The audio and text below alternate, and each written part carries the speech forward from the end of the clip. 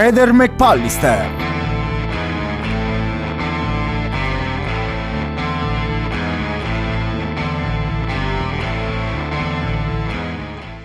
Eder, buongiorno.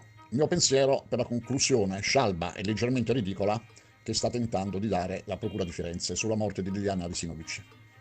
Le dichiarazioni del procuratore di capo di Trieste fanno sbigottire e ci fanno rammaricare. A mio avviso sono inaccettabili e creano delusione nell'intera opinione pubblica, anche perché noi pretendiamo non solo la soluzione del caso criminale, ma laddove la soluzione sia difficilissima, pretendiamo che gli inquirenti lavorino al 100% delle possibilità, capacità, perché hanno il diritto dovere di farlo e sono stati delegati dal popolo italiano a fare ciò. Al che, laddove il procuratore capo di Trieste dichiara che il dovere istituzionale della procura è l'accertamento della commissione di reati in danno di Liliana, non quello di ricostruirne in dettaglio ogni attimo degli ultimi giorni di vita, una volta escluse sia l'avvenuta segregazione contro la sua volontà, sia la sussistenza di altre condotte lesive in suo danno a opere di terzi, appare evidente, secondo me, che non sono stati rispettati i principi, le regole, le inferenze e le logiche dell'investigazione criminale e della criminologia investigativa, perché hanno eliminato un dato importantissimo dell'enigma ed hanno fatto ciò perché sono stati incapaci di risolverlo.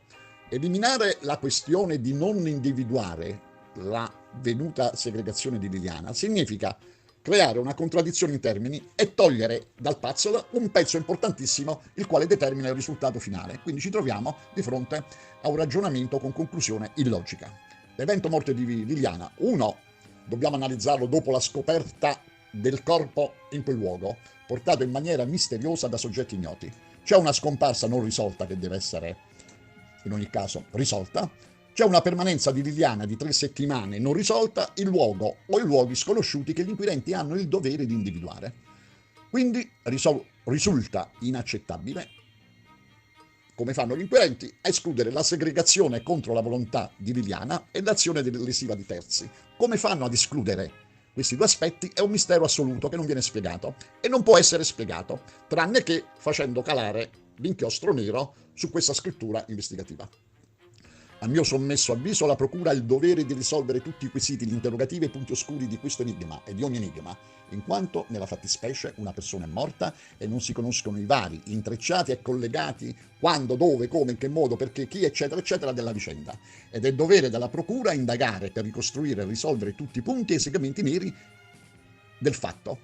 Non si può liquidare una morte con le solite dichiarazioni spicciole di facciata.